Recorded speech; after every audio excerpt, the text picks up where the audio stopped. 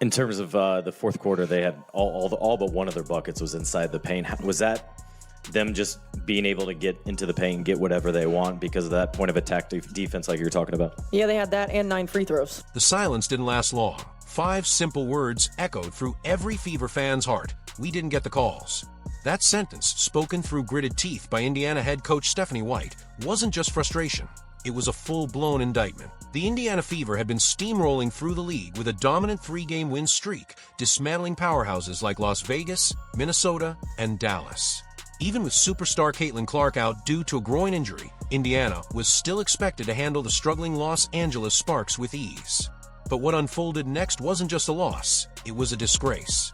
The officiating decisions were so appalling that they changed the course of the game, infuriated fans, and exposed a systemic issue plaguing the WNBA. Like, subscribe and comment. Do the Fever deserve better treatment from WNBA officials? Because what happened in this game wasn't just poor refereeing, it was sabotage. We should have won this game.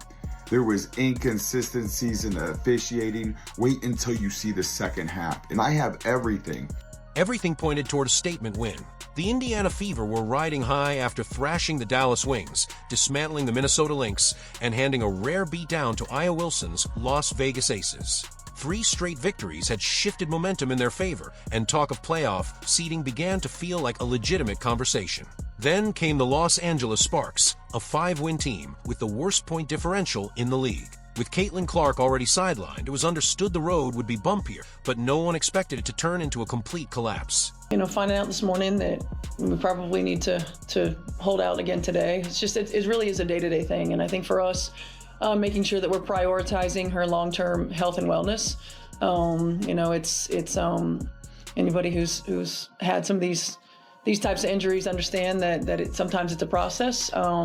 She's a quick healer, and she's been doing everything that she can to get back on the floor. So, we just want to make sure that we're hypersensitive to the big picture. And it wasn't just Clark. In the span of a few days, the Fever lost Dawana Bonner, who quit the team mid-season, and Damaris Dantas, who left to represent Brazil. 3 of the team's key contributors vanished at once, forcing a complete rotation shuffle just hours before tip-off. The odds were still in Indiana's favor. ESPN gave them a 72.9% chance to win, and sportsbooks favored them by 6.5 points. On paper, the Sparks were supposed to fold, but beneath the surface, chaos was already brewing. Howard looking backdoor for Mitchell, not there. Shot clock down to 7. McDonald feed inside, and it's Howard for 2. It's good record. Without Caitlin Clark, the Indiana Fever weren't just missing a star, they were missing their identity. Clark's ability to stretch the floor, thread impossible passes, and control tempo is the engine that drives this team. Her absence didn't just reduce scoring, it dismantled the very structure of the offense. The Fever's ball movement slowed to a crawl. Defensive pressure shifted inward, clogging the paint and limiting Aaliyah Boston's touches. Role players like Lexi Hull and Erica Wheeler were suddenly tasked with responsibilities far beyond their comfort zones. What does it take to get a team to be more consistent, especially from you on the coaching side of things? Yeah, I think a couple things. There's always got to be a high attention to knowing personnel. Oftentimes you don't get a lot of practice time, and so going over a lot of their sets, which you do, but at the end of the day, making sure we know our personnel, who we're going to run off the three-point line, what we're willing to give up. We've got to make sure that there's a high attention to detail there. The result, a once fluid, high-octane offense became predictable and disjointed. Even with all-star level talent on the floor, there was a sense of imbalance, like a jazz band playing without its lead conductor. Clark's presence isn't just about numbers. It's about spacing, rhythm, and command. And without her orchestrating from the top, the entire symphony fell flat. But the Fever still had firepower. 3 players, in particular, were about to show that they weren't ready to surrender quietly. I don't get it. Breanna Stewart, Aja Wilson, wait until you see what they did for Kelsey Plum tonight. They get all the calls, touch fouls, anything. And guess what happens? Aaliyah Boston, the best center in the game, and guess what happens to her? She gets called for every touch foul and ends up in foul trouble this entire season and is still putting up MVP type numbers. What happens with Caitlin Clark? Have you ever seen her get a touch foul? Phantom call? No. The physicality, that's the WNBA when it comes to Caitlin Clark. But anybody else, the physicality disappears. And it's foul after foul. Indiana's top trio delivered a performance worthy of victory. Aaliyah Boston was a dominant force inside, finishing with 23 points and 12 rebounds. She bullied defenders in the post, ran the floor like a guard, and converted tough buckets through contact when the referees allowed it. Here's Mitchell off the screen, but can't connect on the three. Boston offensive rebound, rolls it in and a foul.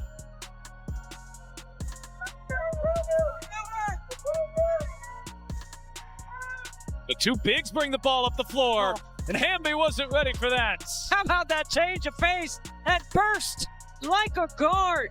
Gets downhill to the rim. Kelsey Mitchell rose to the occasion in Clark's absence, dropping 19 points and knocking down 3 critical shots from beyond the arc. This wasn't just another strong showing. It marked her 251st game for the Fever, second most in franchise history, behind Tamika Catchings. Lob inside. Boston too far underneath. Shot clock down to 5. Kick out Mitchell. Oh, yes!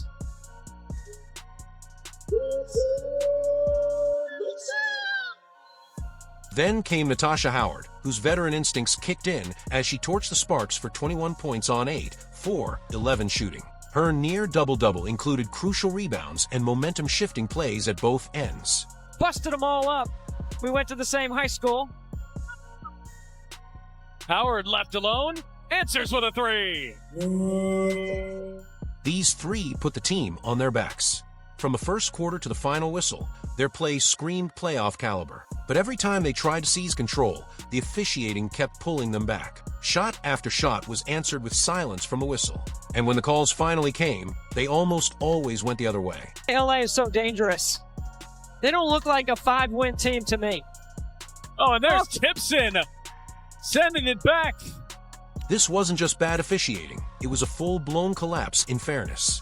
Sophie Cunningham was grabbed around the neck in a sequence so blatant that even opposing fans were stunned. Instead of a foul, the refs called a jump ball. This is what I was talking about with Sophie Cunningham. Look at this. She literally grabbed her around her neck, and they called this a jump ball, and then threw her down the next play. On the next play, she was slammed to the floor, and again, no whistle. The double standard became undeniable as Aaliyah Boston picked up foul after foul for minimal contact, while Sparks players got away with physical plays that bordered on reckless. And then Aaliyah Boston, like I said, she didn't touch her. They put her in foul trouble all season long.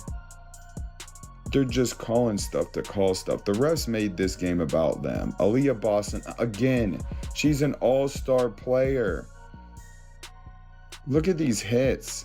Good thing Caitlin Clark didn't play because it was just a sloppy basketball game between the officials and the Los Angeles Sparks. Look at this. They called this a foul instead of a block. And then there's Aaliyah Boston again. That's 3 fouls where she didn't touch anybody. And that's our best player, and wonder why we lose this game. Michaela Timpson, watch these 2 calls in a row. She didn't do anything. She got hit on that one, and they called a foul on her. Even their heroic efforts couldn't overcome the controversial calls that decided the game. The heartbreak was visible on every player's face as they watched a winnable game slip away because of factors completely outside their control. And this is 4th quarter. Look at this. This one pissed me off. Kelsey Plum seriously elbows Lexi Hall, then purposely steps over so she couldn't get up. Lexi Hall can't believe it. That's a foul. The ref was right there in front of her. And then here we go. And they kept McDonald in foul trouble the entire game. There's 2 in a row where she didn't do anything. Look at that. Just had her arms in the air, but this is the 4th quarter. And they just kept giving every single call. I like Leah Boston finally getting pissed off. Then they call this away from the ball in the 4th quarter. Nothing going on. Just to put him at the line, and then Kelsey Plum, another one. But when Howard drives and gets slashed across the face, no foul, just out of bounds. Michaela Onyenware stood tall with arms raised, yet was still called for back-to-back fouls in the 4th quarter, one of which came after she was hit. Lexi Hull was elbowed and stepped over in a clear act of disrespect and intimidation, right in front of an official, and again, nothing. The Sparks lived at the free throw line, especially in the fourth quarter, where 9 attempts helped seal the outcome. Meanwhile, the Fever's efforts were punished while their opponents benefited from phantom calls. It was as if the game had a script, and Indiana's role was to lose. Stephanie White didn't need a fiery outburst to make headlines. Her composure spoke volumes, but her 5-word declaration hit harder than any technical foul. We didn't get the calls. That was it. No extended rant, no excuses, just 5 words that exposed everything wrong with what had just unfolded. In terms of the fourth quarter, they had all but one of their buckets was inside the paint. Was that them just being able to get into the paint and get whatever they want because of that point of attack defense like you were talking about? Yeah, they had that and 9 free throws. White had watched her players fight through adversity, missing their floor general, down 2 key veterans, and still claw within reach of victory. Yet every time momentum shifted their way, the whistle turned it around. White is known for measured responses and tactical poise. This time, her restraint said more than an angry tirade ever could. Her frustration mirrored what fans were feeling nationwide. This game was not lost because of effort, talent, or execution. It was taken. The post-game press conference carried an eerie silence, a weight that hung in the air. The room understood that those 5 words weren't just a comment on one game. They were a message to the league itself. Something has to change, and the Fever are done staying silent. I mean, look, there are going to be days where you make shots and miss shots. I mean, that's part of it. That's why I thought, AB had a really good look at the end. And so sometimes it just doesn't fall your way. So we're looking more about execution. I didn't feel like our execution was all that good at the end. I felt like in our reset timeout, it wasn't very good either. And, that's on us continuing to make sure that we are going over that, as often as possible when we have our practice time and making sure that we're sharp in those areas. On the surface, it looked like a defeat. But in truth, this loss proved just how dangerous the Indiana Fever really are. 3 core players were missing, Clark, Bonner, and Dantas, yet the Fever still nearly pulled off a win. Boston, Mitchell, and Howard didn't just keep the game close. They elevated their play to championship level. Boston anchored the paint like a seasoned MVP. Mitchell hit clutch shots under pressure. Howard brought veteran poise and relentless energy. Despite everything stacked against them, Indiana stayed competitive for 40 full minutes. That resilience doesn't happen by accident. It's the product of a culture that's quietly forming, one built around toughness, depth, and accountability. The Fever didn't fold. They fought, and that speaks volumes about where this team is headed. When Clark returns, she won't be coming back to a broken roster. She'll be rejoining a core that has learned how to survive without her. That's a dangerous combination, and the rest of the league should be paying close attention. Here is Boston on a handoff to Cunningham. Head full of steam to the rim, and a foul. Cunningham and 1. I mean, this is just a really good screen by Boston to give her a step. The switch. Sophie's having a good time. What happened against the Sparks won't be forgotten. Indiana has lost to them twice this season, and both times came under conditions that reeked of imbalance, whether through missing personnel, officiating chaos, or both. But those losses are no longer setbacks. They've become fuel. Every missed call, every overlooked elbow, every time a star like Boston was forced to the bench for breathing too close to her defender, it's all being stored. Because when Clark returns, this team will have something far more powerful than talent. Cunningham, Colson, give and go, and Colson hits a 3. That's called a boomerang pass. They'll have memory. The Fever are building a revenge tour, and the schedule is lining up perfectly. Matchups against Golden State, Atlanta, Dallas, Connecticut, and New York await, each one a chance to rewrite a narrative. Teams that got easy wins while the Fever were undermanned won't be so lucky the second time around. Clark's return will reignite the offensive engine, but it's what this team has learned in her absence: grit, leadership, survival, that will make them deadly. The league's window to beat Indiana easily just slammed shut. This wasn't just another regular season loss. It was a moment of awakening. Stephanie White's 5 words, "We didn't get the calls," cut through the noise and sent a message heard far beyond that post-game presser. They symbolized a team that has had enough. Enough of the double standards.